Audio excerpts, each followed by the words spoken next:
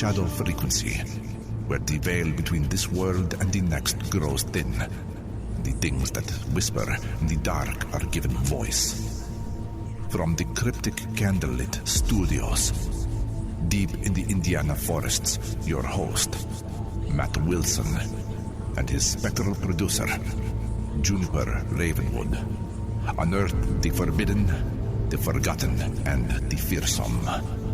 So, still your heart, dim the light, and listen closely.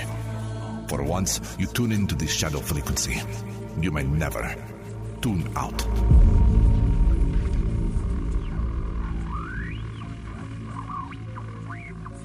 All right, Matt. Let's open up this old file cabinet again. See what's in here. All right. First thing out tonight, a sheriff's badge. Okay. It's made of cardboard and dried blood. That somehow got worse twice in one sentence. Oh, good Lord. What's next? Now I've got a tiny velvet pouch. And what's in it? 3 human-looking teeth and a bingo chip. That sounds less like evidence and more like somebody lost a very cursed game night. Yeah, I don't like any object that feels both haunted and oddly specific. Look around a bit more. Here it is. Tonight's case file. All right, June, let's open it up. Episode 311, Swamp Gas, the Michigan UFO flap of 1966. Strange lights over Michigan startled witnesses and one of the most infamous official explanations in UFO history. I'm Matt Wilson. And I'm Juniper Ravenwood. And this is episode 311, Swamp Gas, the Michigan UFO flap of 1966. You are tuned to the shadow frequency, where every whisper tells a story from beyond the veil. Hosted by Matt Wilson. Produced by Juniper Ravenwood. With Chris Beach. The darkness continues.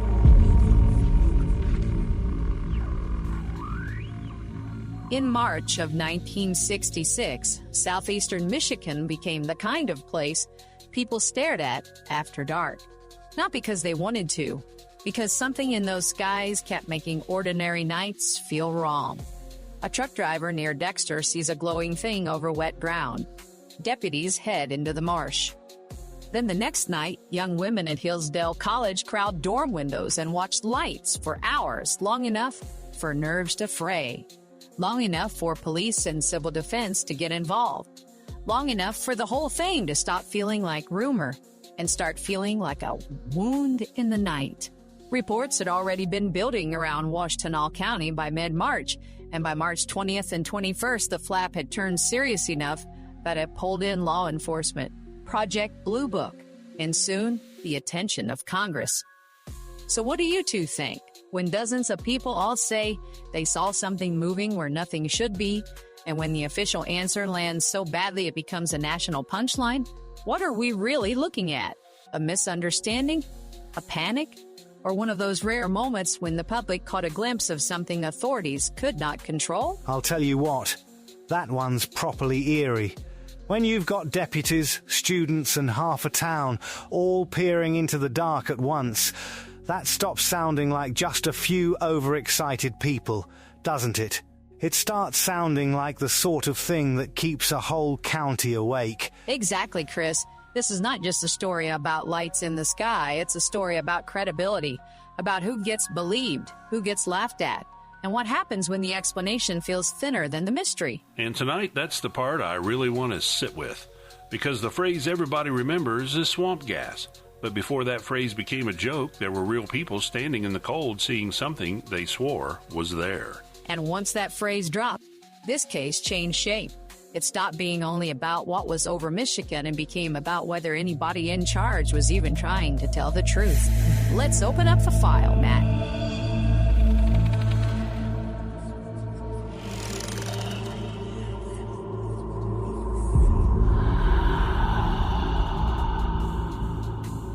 Thanks, Juniper, for digging into the file cabinet and dragging out a case that still smells like wet reeds and cold mud.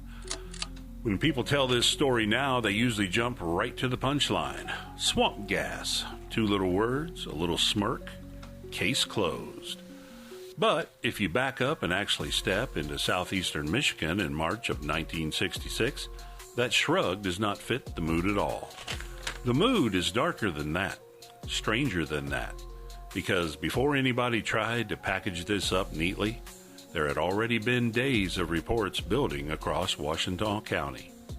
Deputies in Lima Township were seeing lights moving with what one account called amazing maneuverability. Other observers across the region were also reporting them, and the matter grew serious enough to trigger civil defense and Air Force attention before the most famous nights ever arrived. Then comes March 20th. You've got Frank Manor out near Dexter Township at his farmhouse, watching television with his family, and the dogs start raising hell. That detail always gets me. Dogs do not care about headlines. Dogs do not know what a UFO flap is. They only know when something outside feels wrong. Manor looks north and sees what he first takes to be a falling star, except it does not fall away like it should. It lingers. It hangs over swampy ground where no light belongs. He calls law enforcement, and now this thing stops being just a family story and starts becoming an official problem. Officers head out. Men walk toward the marsh. The night gets crowded. According to the witness accounts that circulated at the time, Manor and his son got within a few hundred yards of the object, and what they describe is not some tiny point of light high in the sky. They talk about glowing mass over the swamp, something textured, something that seemed almost quilted or scaled, with lights that shifted from blue-green and white into red.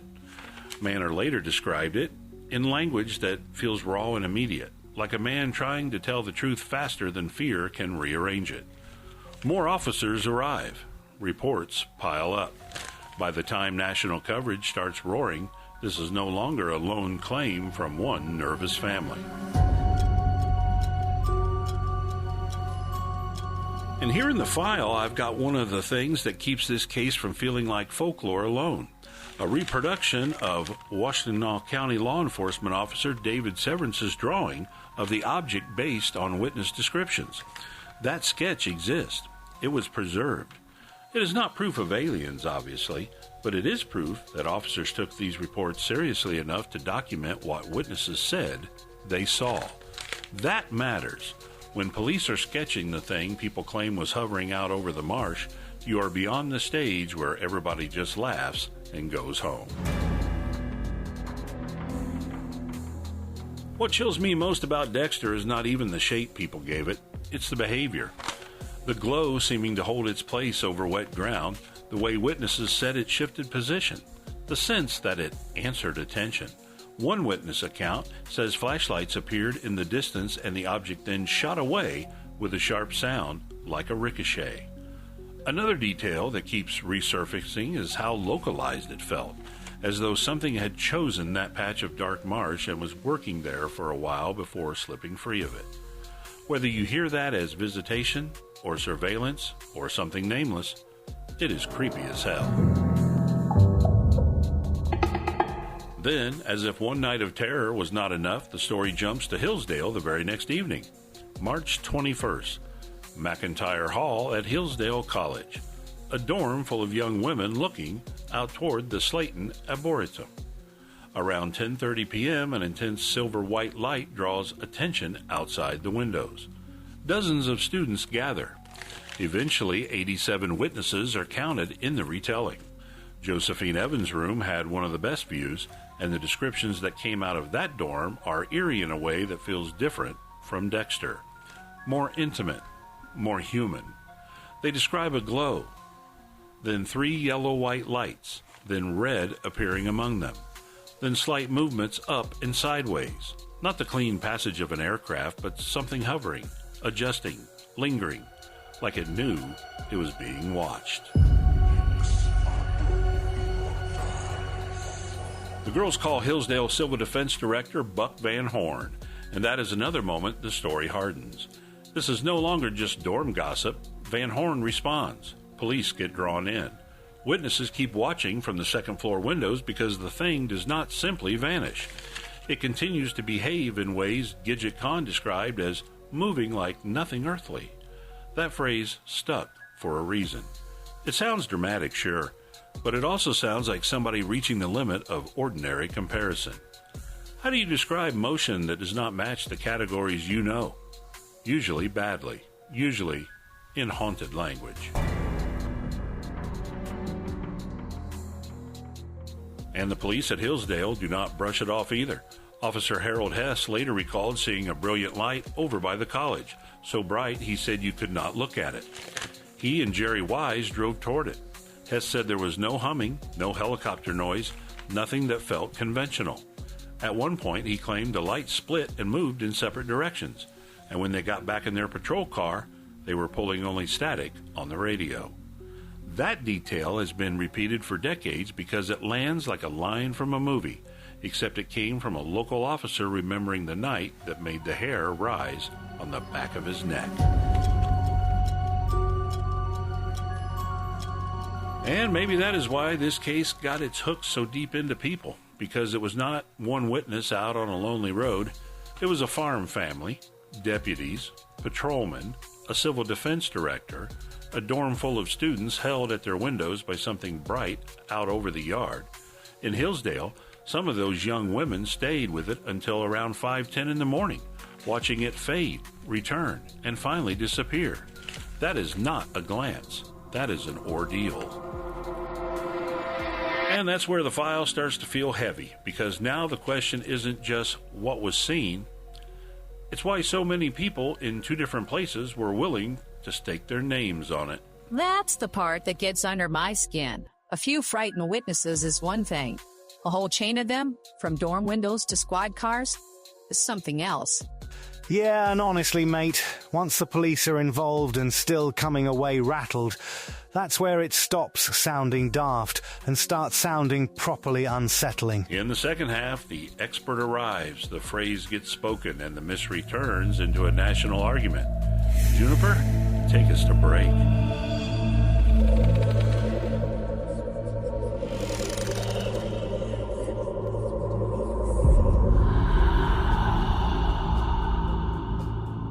So far, we've got glowing lights over marshland, shaken deputies, and a dorm full of students staring into the yard like night itself opened up.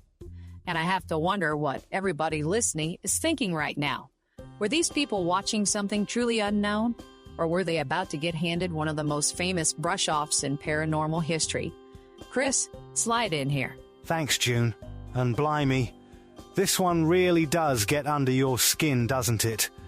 The Michigan flap feels less like a single sighting and more like a whole region falling under a strange spell. And while you're listening, please like and subscribe on whatever platform you're using, because that really does help the algorithms find us. You can follow The Shadow Frequency on Facebook, TikTok, YouTube, Rumble, and all the major podcast directories. And head over to shadowfrequencypodcast.com for every episode, the companion blog, merch, show notes, and links to all the places you can listen. If you'd like to support the show, you can buy us a coffee right there on the website.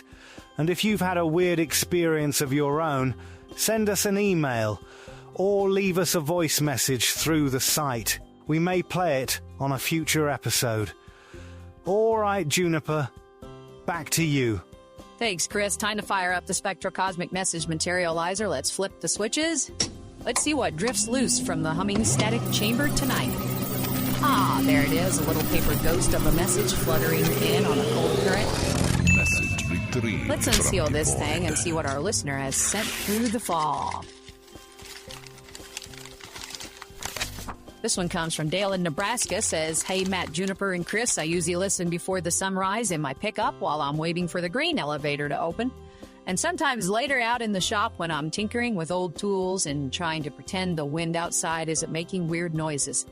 I listen on Apple Podcasts, and my favorite episodes are the big UFO flaps, government cover-up stories, and anything with strange lights over lonely roads. So I would assume this Michigan one is absolutely your kind of case. It also goes on to say, I love the way you let mystery breathe instead of stomping all over it. Keep the static coming. Dale from Nebraska. Dale, that's a fantastic email. Nebraska before sunrise in a pickup truck already sounds like the beginning of a paranormal story. So you are in exactly the right place, and thanks for listening out there in the dark. If you want to email us, hit us up at shadowpodcast@protonmail.com. Matt, back to you for the second half. You are tuned to the shadow frequency, where every whisper tells a story from beyond the veil. The darkness continues.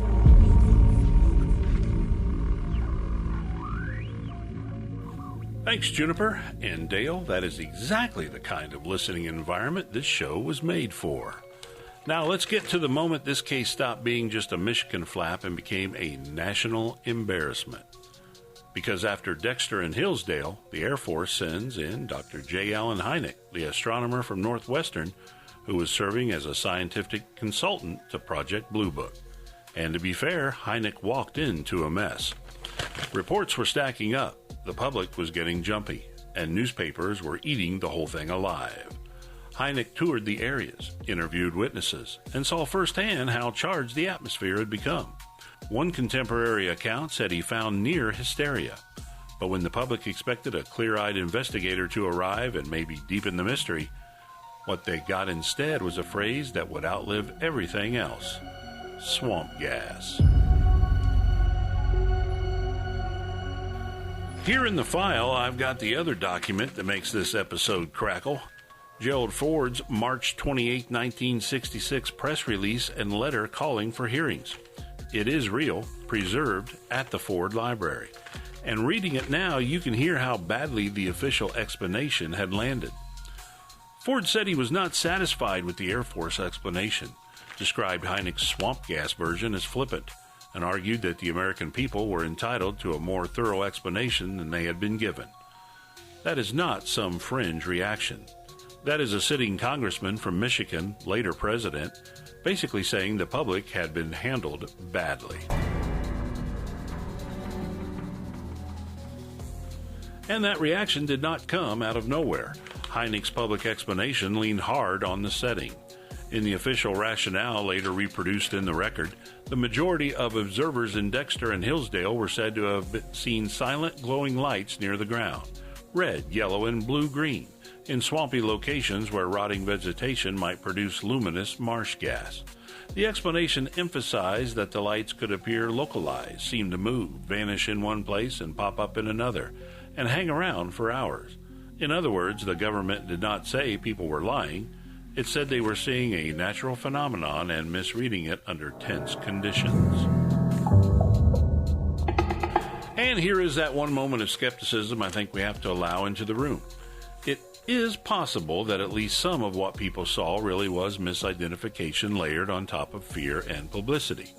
Hynek also pointed to the rising crescent moon and Venus in discussing certain photographs, and later records backed the idea that some reports could have been mixed together with ordinary lights, bad angles, or even pranks involving flares.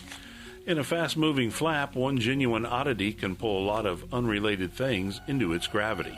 That can happen. But that does not make the public reaction any less understandable, because tone matters, delivery matters, and Hynek's answer sounded to a lot of people like a man trying to lower a lid before anyone had really looked under it. The Bentley archive preserves the mood perfectly.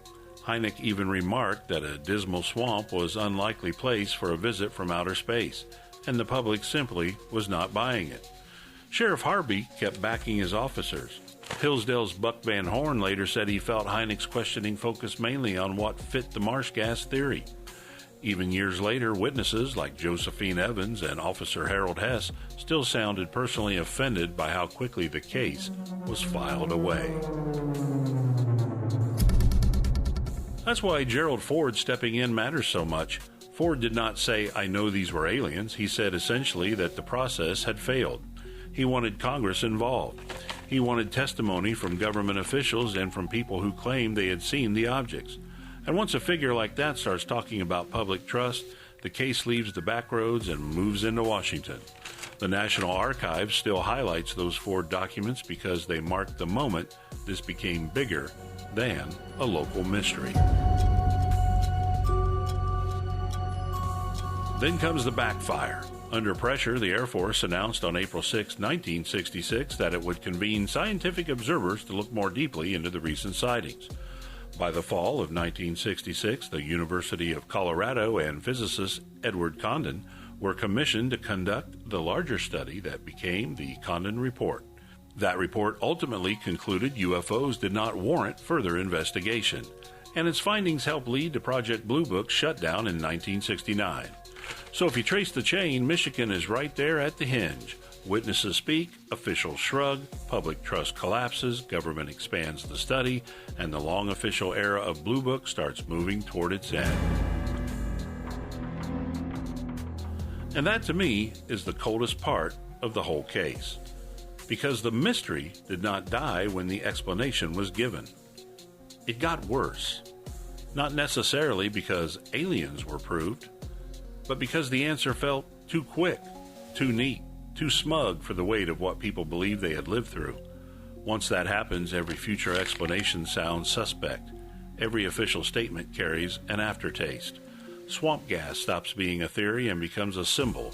The phrase people reach for when they think authority is managing perception instead of chasing truth. That legacy is still with us.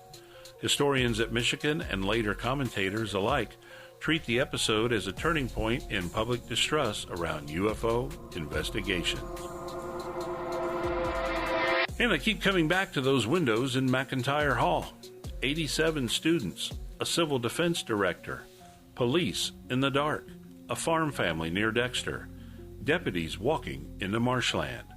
Maybe some of them were wrong about what they saw. Maybe all of them were. But they were not all joking. They were not all inventing it. Something happened out there in March of 1966 that made an entire region feel watched, and the official answer never managed to bury that feeling. That's the thing that lingers for me, not just the lights. The insult of an explanation people felt in their bones did not fit. Yeah, that's what makes it stick, isn't it? Even if you try to stay level-headed, the whole thing still feels unresolved in a very human way. Properly haunting, that. And once an answer becomes more famous than the event itself, that tells you the answer didn't heal anything. Exactly. Whether Michigan saw something truly unknown or whether fear and misperception tangled together under the worst possible circumstances, the government managed to create a second mystery by explaining the first one badly. Juniper, take us home.